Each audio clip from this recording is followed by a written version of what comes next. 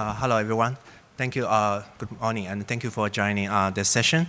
So for this session, we're going to talk about making Kafka connectors dance with Apache Pulsar, and also like we have our guest Jobin from Google Cloud, also to introduce the data analytics on Google Cloud. Okay. Yeah, first of all, a little bit self-introduction. My name is Nin Lu. I'm currently the director of platform here at StreamNative. I'm also the founding member of StreamNative, and currently I'm driving the whole engineering team to building our next generation, like open and universal stream platform. And before that, I was working at Twitter and did a bunch of like real-time streaming processing frameworks. And I got my master's degree from UCLA and got my bachelor's degree from Zhejiang University. So one of my colleagues, Rifu, he's a staff software engineer at StreamNative, also Apache Pulsar committer. Although he was not able to join in today's talk, but he made a great contribution to this whole like Kafka Connect framework on StreamNative. And so we want to honor his contribution. And also, like he was working in the energy institution in Tsinghua University. And Jobin. Hey everyone, I'm Jobin George. I'm the partner engineering lead for data analytics at Google Cloud. I work with ISVs in the data analytics space and help them design solutions on Google Cloud, as well as I manage a few initiatives called Google Cloud Ready, AlloyDB, Cloud SQL, and BigQuery, which I'm not sure if you listen to the keynote, StreamNative is one of those partners. I've been working with Google for little over 3 years. Prior to that, I was with AWS, Netgear, Hortonworks, quite a few companies in the data analytics space. Looking forward to talking to you about streaming analytics on Google Cloud. Back to you. A little bit for today's agenda. So we're going to first have like a quick overview of like one StreamNative platform, like how, what's the big picture looks like, and then like we're going to dive into one specific aspect that is the universal connectivity, and what are the problems we're actually trying to solve, why we want to solve this kind of problem, and how we achieved that. And answer, like I think Jobin will introduce streaming analytics on Google Cloud. At the end of the talk session, we will have a demo. So yeah, let's get started. So one StreamNative platform. This is when we started to thinking of like what one StreamNative platform looks like. I think two like keywords like comes out, and I think these are critical. The first one is open, and the second one is universal. So for the open, that is, we want to build an open platform. The open means like we have, this platform, streaming platform can support like multiple protocols, like Pulsar protocol, Kafka protocol, or MQTT protocol, or even like AMQP protocols. It can freely like speak all those different protocols to support our customers' different use case. And also, like once we solve the protocol layers, we also look into the storage layers. We want it to be able to like store data in an open format. So we spend a lot of effort on building up like the Lakehouse and Delta Lake, and now the Ursa engine to make sure that all the data are stored like in an open format and also accessible from different other like vendors or data stream systems. And now that we solve the protocol and storage layers, what about like computing? So we actually spend a lot of effort trying to building like integrations with like all these different data processing frameworks like Spark, like Flink, and also Google. So like we're bringing all the computing powers to your like streaming platform and making sure that it works seamlessly with the platform. And the last part, and also this is today's like talk focus, is like the ecosystem or the open connectivity. That is, we want to bring all the connectors available on the in the community or inside the ecosystems to the StreamNative platform, so that like you can move data seamlessly without any barriers in between Pulsar, StreamNative Cloud, and other like data systems. So this is how we are like looking at the open. So you can move your data anywhere, like into the stream platform, and storage it in any format, and then like processing it using the tools, whatever the tools that make sense to you or you feel like the most. And And the next thing is the universal. So when we are talking about universal, I think mainly there are two aspects. So the first of all is vendor neutral. So Streamlined Cloud is not only we're not lock you in on certain cloud vendors. We are universally available on AWS, on Google Cloud, and on Azure. And also the second aspect of the universal means we have different deployment options. Including serverless. If you are a small developer, if you are small startups, you just need the streaming functionalities, and you have a tight budget. The service might be working for you, and then on the other end, you are a large organization, you have a lot of customized requirements, and you need some kind of a certain type of power or control of your environment. Then the BYOC is something working for you, and then in the middle, sitting somewhere in the middle is the dedicated cluster. So Streamlined Cloud is hosting the cluster for you inside Streamlined's ecosystem. And there's a fourth one actually, which we don't list. I don't list it here, but it's also available for certain customers have more restricted environment requirement. That is the private cloud or on-premise deployment options. So these are all available. You can choose whichever the cloud vendor you like, and you can deploy it together with using whichever the deployment options you want. Yeah. So this is a kind of a very high level overview of the open platform. And now today, we're going to talk about the universal connectivity, which is more focusing on moving data around between Streamlined Cloud and other data systems. So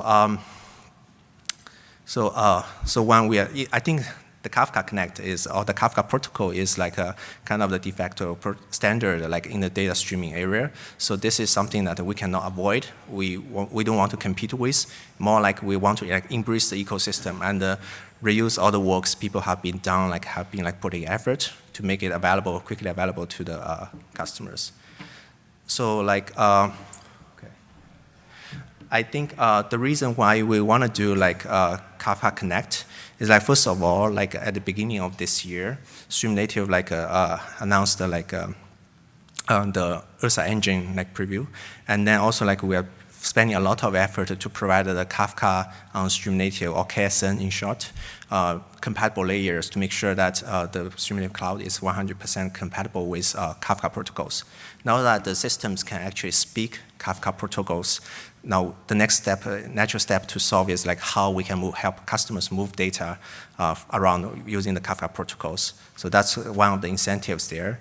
And secondly, as I mentioned, that the Kafka ecosystem is very mature, and it has hundreds of open source connectors available for people to use. And people has been spend a lot of effort to make it work and to make it mature and reliable to use.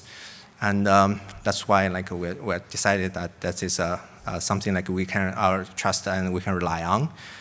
And also we want to reduce our development effort. So we have a very agile small teams, but we still want to tackle the biggest challenges in the streaming world with limited resources. Then how we can achieve this goal with this kind of limited resource, then reduce the development effort is something definitely we want to think about.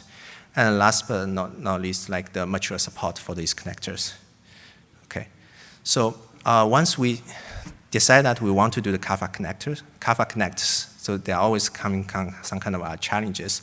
So there are two paths available for us moving forward, at that time. So the first one is the open source, Pulsar Kafka Connect adapter, or KCA. So if you are a Kafka or Pulsar enthusiast, if you worked in the Kafka Pulsar community, you will know that there's some kind of Kafka wrappers around this Pulsar IO connector framework. So you can actually wrap a Kafka connector inside the Pulsar IO framework and then run it as a Pulsar connector. And secondly is the Kafka Connect cluster and using the Kafka protocols. This is, I think, is a classic way for people or for other vendors to run Kafka connectors as a managed service. They will set up a dedicated cluster for you, and you can submit your connectors, maybe even multiple connectors to this cluster to run that. So each of the approach we evaluated, they actually have some of their own specific problems. Let's say for the KCA, I think what we have is Pulsar source and sink that runs a Kafka Connect sink and or source. And the problem is like it needs like a manually package each Kafka connectors first. So since we're having like 100 or even 200 more like connectors, that's actually a lot of effort. And secondly, like it has a limited support of schemas, and which under like in most of the use cases without any schema, it's kind of like the data is hard to use or unusable. And then the third blocker or challenges we're having is like no support of Kafka Connect features, such as the SMT, which based on our interaction with some of the customers, this like simple transformation like embedded into the connector is something that people really like and they want to have it. So this is some of the challenges we are seeing on the KCA side. And when we like look into the classic like native like Kafka Connect clusters, we also see some problems, or we also learn some kind of challenge or difficulties from other people's experience. Like first of all, the maintenance cost is really high because you have to set up a cluster, you have to manage it. And secondly, like the log management, because it's a shared cluster, because like multiple clusters are running on inside the same, multiple connectors running inside the same clusters, how to like serve logs to different, how to serve the logs for the dedicated connectors to the specific team, it's kind of being a kind of challenge for them, especially when it comes to like identify issues or like debugging some of the issues or developing new things. And thirdly, like it's the complexity of version upgrades.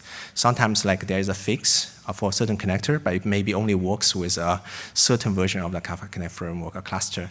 That is something like really hard to manage it, let alone like now that you have run like multiple different versions of Kafka Connect in the same cluster. It's really hard to satisfy everyone's need in this single cluster. And last but not least, like it has a dependency on Kafka versions. So we do see some of these challenges posed from the Kafka Connect. So then we started to thinking like how we can solve this problem, especially like in a stream native cloud, in a cloud native way.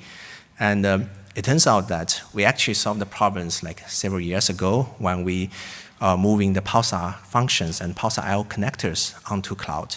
So what we have done there is like we developed like the first principle we adopt here is like everything is Kubernetes first. So we have already developed some kind of CRDs, abstractions for representing like connectors and the functions in Kubernetes. And we have developed a powerful like Kubernetes operators that is able to interpret all these like function and the connectors back and then reconcile them inside the cloud and translate, convert them into some kind of pods and like config map and services, like to convert them to some kind of meaningful services. And also like it's purely like isolated from each other. Like every connector, every instance get their own like pod to run. And since we are standing on the shoulder of the Kubernetes, so we actually can rely on like a lot of like great features provided by the Kubernetes community, like HPA, like VPA, like those horizontal auto scaling and vertical auto scaling features for the for our customers. And also, since like everything is managed, actually persisted and managed via Kubernetes, so we don't need to go to the classic like a cluster using some kind of CLI tools to interact with cluster to get the metadata to manage all those functions. And we actually have the ability to patch all the hundreds of functions at one shot to when we come to some kind of problems when we want to upgrade their like random versions. So to some extent, I think like the Kafka Connect shares a set of similar problems with the Pulsar or the Pulsar function workers in the past, and we have already solved these problems before. So what we have done here is like we are introducing this new this paradigm into the Kafka Connect. So we're building out our like own like Kafka Kubernetes operator. Okay. Which provides the Kafka Connect CRD and the Kubernetes resource integrations, and also run Kafka Connect instances per pod in a scalable, distributed, and for torrent way. And also, like there is a Kubernetes runtime herder that is pretty lightweight. You don't need to set up dedicated cluster. You don't need to have like dedicated SRE teams to manage this cluster. And with a also like it's fully supported all the like Kafka Connect features like SMT as we mentioned before, and also like there's no version dependencies, broker version dependencies, which is kind of pretty cool. Like we solved most of the challenges there. And okay, and once we finished or wrapped up the framework or the fundamentals to run these connectors, we actually do some more things to make sure that our customers can get the connectors in hand in a very short time, and as well as they have all the tools they needed to deploy all those connectors. So like we provide like built-in connectors, and we're continuously like enhancing like our offering, like which Jobin will be talking about. Like we are bringing like Google BigQuery connectors, Kafka connectors, like onto Streamlined Cloud, and also like we're providing all those different IAC tools for people to interact with the system to manage the connector or submit the connector. So yeah. And last but not least, like we reused all the like security. There's no compromise on the security on the management. So we reused all the like mature like security access control we have implemented for the like Streamlined Cloud in the past, and also providing debugging and monitoring experiences to ensure that whenever there's a problem happens, you can actually look into what's happening inside the connector and know how to tune it. So as an overview, this is how it looks like nowadays. So we do have like 5 Kafka Sync and source connectors available on Streamlined Cloud nowadays already. And also, as I mentioned, BigQuery, Google BigQuery Sync and source connector will be the next batch. Probably like in November, we'll be announcing that to make them available on Streamlined Cloud. So with that said, I would welcome like Jobin on the stage to introduce us about the streaming analytics on Google Cloud. Thank you, Nang. Really appreciate the overview.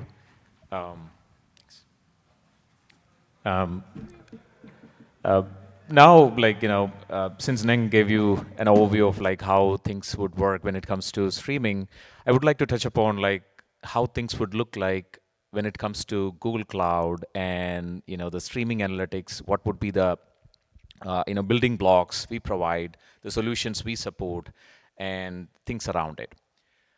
What you're looking at is actually the comprehensive view of the pillars which Google Cloud offers in terms of like providing with building blocks. It doesn't mean that whatever you see here is something which you will have to use to get your solution out. No, it's actually like kind of Legos where you pick and choose what you need, and then build a solution out of it without having to go through a set specified way.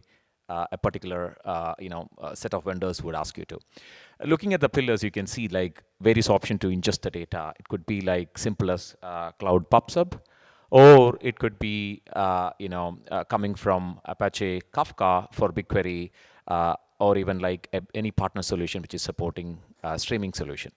On top of it, there are various ways for you to bring in data from legacy sources, other cloud providers, using storage transfer service as well as data transfer service, which is attached to GCS as well as BigQuery in the ingestion pillar. And you can see the processing pillar where you have quite a few services, including Google Cloud Data Flow, which is based off of Apache Beam, BigQuery Engine for Apache Flink, Dataproc, which is Hadoop and Spark, as well as serverless cloud functions, which helps you to process the data in an event-based, event-driven architecture. The next one is actually of storing the data. Now, once you ingest the data, pre-process the data, you want to store it into like either you can dump it like if you use say GCS connectors within Kafka from Kafka Connect or like Pulsar connector or like any sort of place you need you need a landing zone where you want to dump the data. It could be just for like, hey, backup, I'm going to save it, or it could be in a columnar tabular format in BigQuery where you will be using the native storage under the hood. Again, for analysis, you would use BigQuery. In this case, you probably would be using the AI features, readily available integration with Gemini. You probably would be looking at, writing plain SQL queries, or even like, data frames or like some sort of use cases which you would have when it comes to development. Or you could be looking at Looker, which is actually available for you to do modeling of the data, visualization and so on. And then visualization activation, you can look at like alerts anomaly detection, dashboards which are coming out of Looker. Again, cloud functions for triggering, a particular set of data, specific arrival. You have triggered something to notify you, your customers, depending upon how you would want it.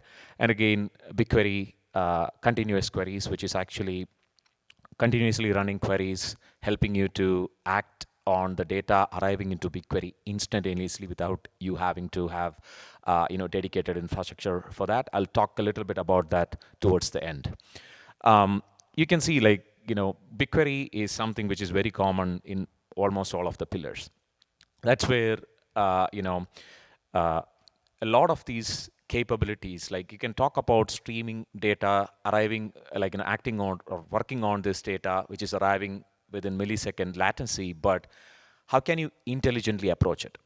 So BigQuery is a fully managed AI-ready analytics platform that helps you to maximize the value of the data you have. So building a foundation for your data is very key when it comes to building real-time applications as well as AI applications. There is no doubt about it, right? So you need a platform which can help you with that. That's where exactly BigQuery comes into the picture. Let us talk about a small scenario where, okay, Jobin have a credit card, and 10 o'clock today morning, I got an email saying or a text message saying hey, you have a transaction which happened in, Paris. Is this you? We have blocked the transaction. If you say yes, it will be unblocked within a few second time span.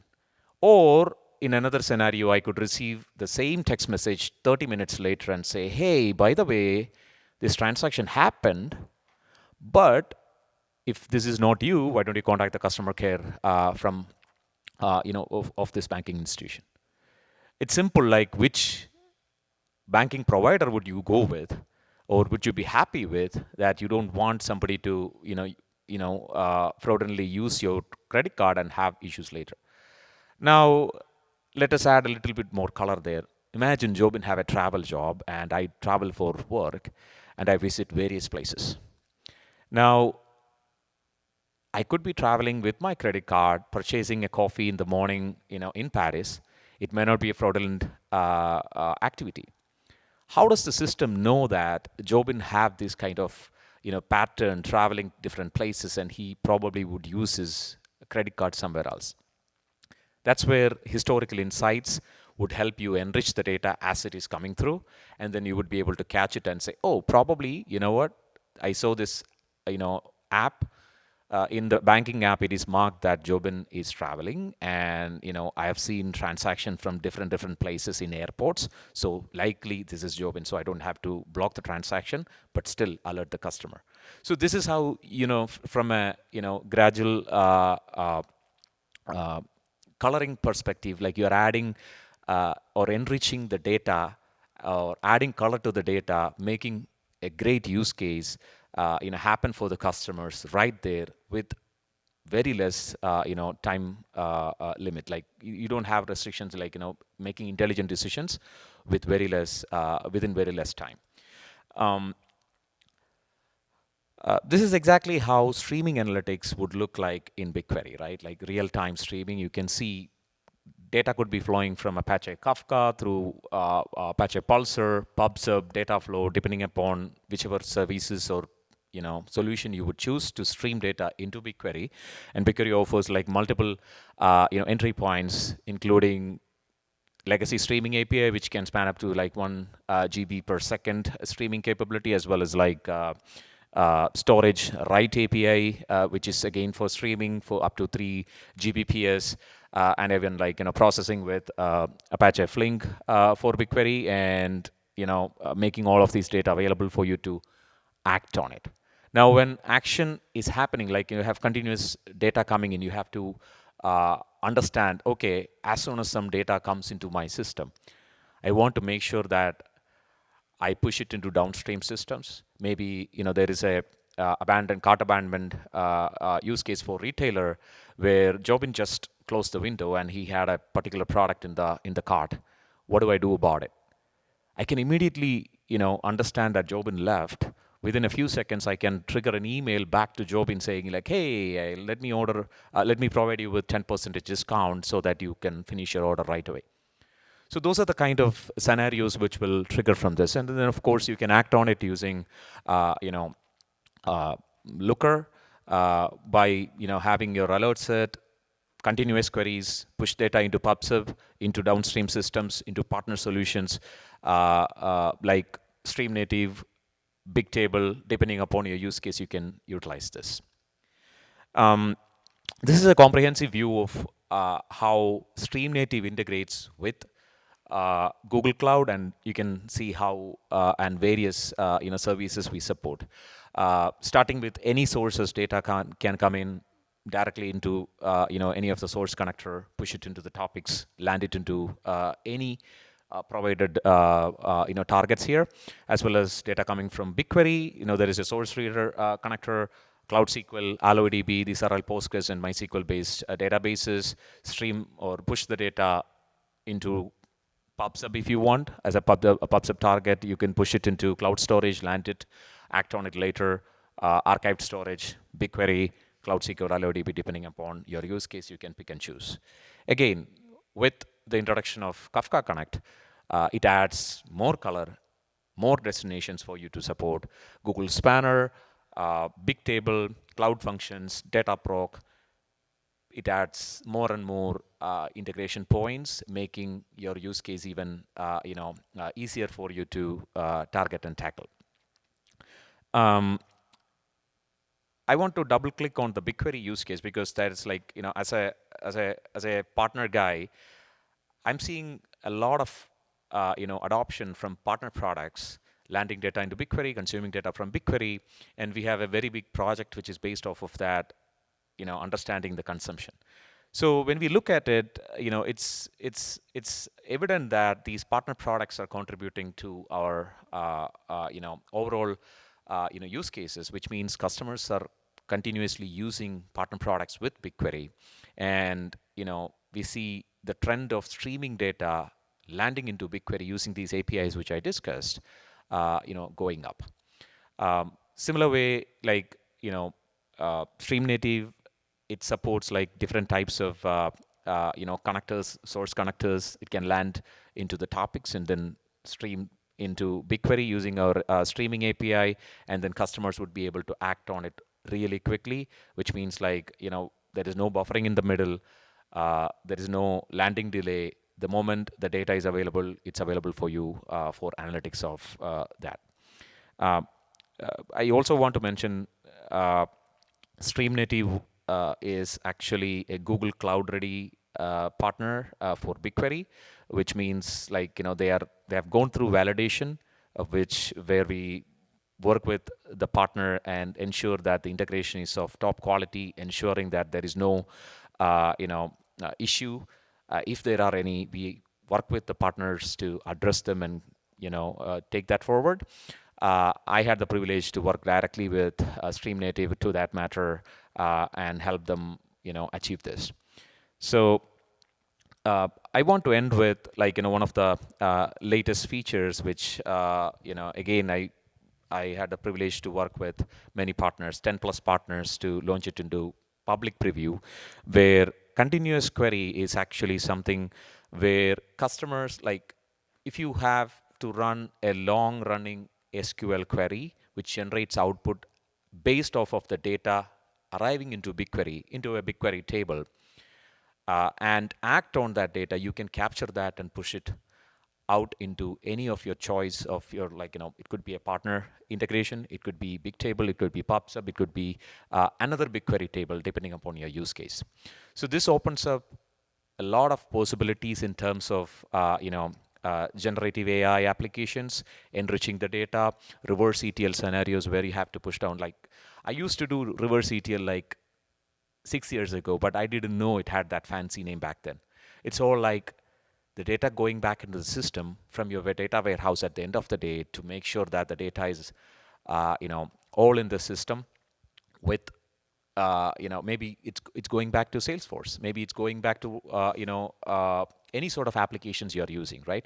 So use cases like that, continuous analytic, again, going back to the cart analysis, which I was talking about, any data coming in, a particular customer abandoned the cart, immediately you land it into BigQuery, generate insights out of it, push it into PubSub, land it into, a marketing campaign provider, push it to the customer, emails within like less than 30 seconds, which is possible.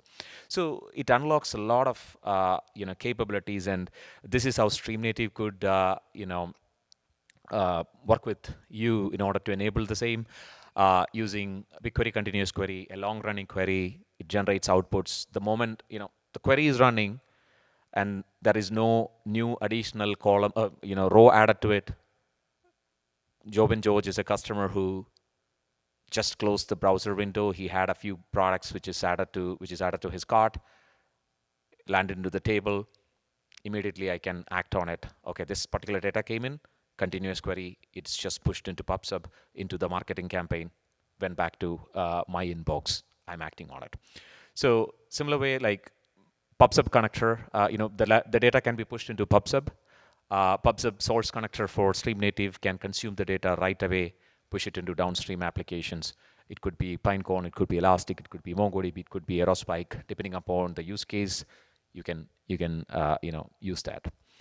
There is a lot more to talk about it. This is just like 1,000 or 10,000 feet overview of like the streaming analytics and our partnership with Stream Native. I would like to hand it back to Neng for a demo. I don't know if we will be able to show a live demo or not. We have some difficulties in terms of like showing you and connecting our laptop, but I'll give it back.